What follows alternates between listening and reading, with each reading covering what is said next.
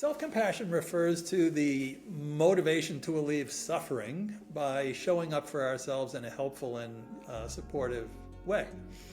And in Kristen's model, there are three main components of self-compassion, which the first is mindfulness or mindful awareness of pain. The second is a sense of shared humanity or common humanity. And the third is kindness toward ourselves in the midst of our suffering. So tender self-compassion alleviates suffering through the power of acceptance, comforting, soothing, reassuring, validating our experience. And fierce self-compassion alleviates suffering through the power of action. In other words, protecting ourselves from harm, providing for ourselves, and also motivating change, doing difficult things. Often the best thing we can do for ourselves is not the easiest thing, but we need somehow to do it.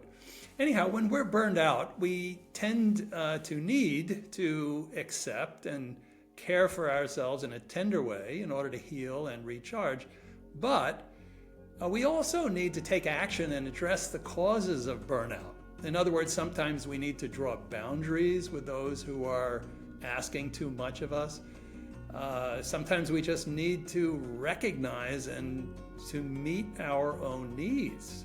Even if there's a lot of pressure to keep working or to disregard our needs, self-compassion helps us to actually provide for our needs, and also helps us to change ineffective or unjust systems that are burning us out, and others as well. So if we're only tender toward ourselves when we're burned out and don't take action, we probably will end up being complacent. But if we only do fierce self-compassion and we don't accept the imperfection of life and our own imperfections and our own struggling, we're going to exhaust ourselves even further. So it's like yin and yang, tender and fierce compassion. We need both in balance.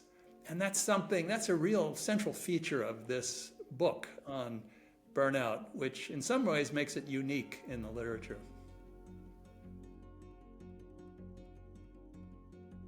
When we had the idea to write a book on mindful self-compassion for burnout, we wanted to make sure that it was an easy to read, easy to digest, fun read, because the last thing anyone needs who's burned out is to read a huge psychological tome on burnout. So it's really action oriented. There's a little story, kind of light prose about some of the issues that come up with burnout. And really importantly, each chapter has one specific tool that you can use in the moment when the stress is arising, so that you can use that so you aren't so overwhelmed. So I'll just describe a couple of the tools for you. One is something called the self-compassion break. So you bring in the three components of self-compassion. You bring in mindfulness just to recognize that you're stressed. Oftentimes we're so lost in the stress, we don't stop to say, wow, this is really hard. I'm really struggling right now. So we bring mindfulness to our stress. Common humanity, in other words, we remember we aren't alone. It's not like there's something wrong with us for experiencing stress or burnout. This is a human condition. There's millions, perhaps billions of other people experiencing something similar. And then last, really, really important is to bring in the kindness. You might do that through some touch or some supportive words like, I'm so sorry, how can I help? What do you need right now? And then when you bring in the warmth and kindness and combine it with these other two elements, it really helps you hold that moment of stress in the moment. So there's a lot of tools like that in the book. And again, as Chris mentioned, they're all empirically supported tools backed by research.